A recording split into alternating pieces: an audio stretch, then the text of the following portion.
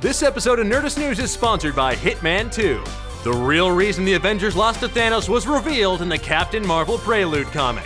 Hey folks, I'm Dan Casey. I know you thought I was Jessica Chobot, but she's still out on vacation, but I promise she'll be back real soon. When Marvel's Prelude comics for their cinematic universes hit shelves, they're usually full of recaps for the previous movies. And while they are considered canon, they tend to be light on the details. But every so often, we get a few shreds of info, a few tasty morsels that uncover what our heroes have been up to between films. For example, in the Infinity War Preludes, we found out that Cap had basically formed the secret Avengers, who's carrying out these Black Ops-style missions while Tony Stark was busy working on building his sweet new nanotech armor that Bruce Banner's like, oh, cool, dude. I've been on a space planet inside a big old green boy. Where'd you get that? This week we got the Captain Marvel Prelude comic, and while it primarily focuses on everyone's favorite cycloptic agent Nick Fury, the real focus of the book is pointing out why Cap and Iron Man pooped the bed when it came to fighting Thanos. So let's check out how and why. The issue starts off by highlighting moments from previous Avengers films like Sokovia being pushed high into the atmosphere in Age of Ultron and the breakup of Cap and Tony during the airport battle in Civil War. Throughout these time hops, Fury tells Maria Hill how important it will be to bring the team together to be ready for an even bigger, even purpler threat.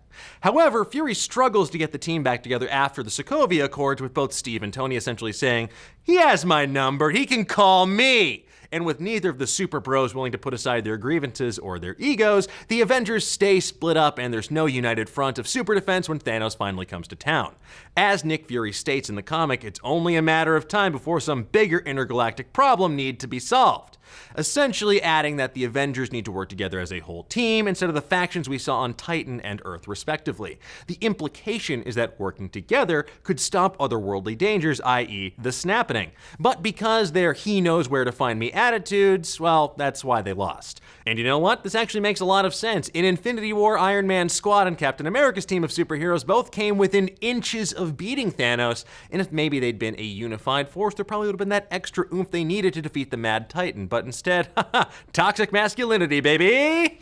A few other details we learned in the comic is that the Captain America side of the Avengers spent some time in Syria before the events of Infinity War, fighting it out with terrorist forces, while Iron Man used his free time to further test and develop his sleek nanotech armor that we see in the movie.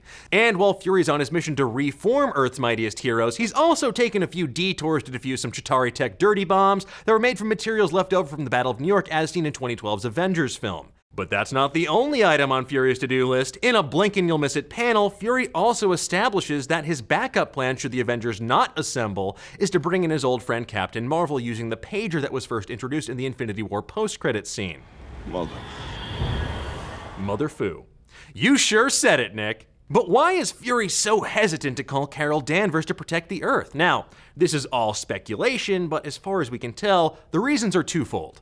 A large part of the Captain Marvel film will be about the cosmic war between the Kree and the Skrulls, and though that film takes place in the 90s, during the time of Infinity War, Fury might not want to be shaking the Kree-Skrull bee's nest if he can avoid it. Or it could be something as simple as Fury not wanting to go to his break glass in case of emergency backup plan unless he really needs to.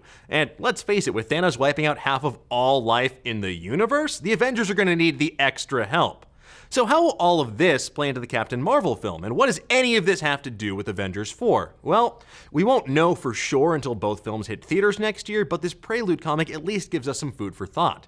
But what do you folks think? Could a united Avengers have defeated Thanos? Are you excited for the Captain Marvel film? And since the movie takes place in the 1990s, do you think grunge music's gonna make a comeback? Let's discuss. Thanks again to Hitman 2 for sponsoring today's episode. Hitman 2 is available right now, and there's a whole lot of hitmanning to do in this brand new release. The game sports over 400 challenges, more than 100 disguises, and 6 sandbox locations, including Mumbai and Miami, adding up to over 100 hours of gameplay. Plus, Sean Bean stars as the elusive target number 1, aka The Undying, starting on November 20th. And this new release of Hitman features the Legacy Pack, which remasters all Season 1 locations with brand new Hitman 2 features. The Legacy Pack is free to current owners of Season 1, so snatch that up, agents! Hitman 2 is available right now on PC, PS4, and Xbox One.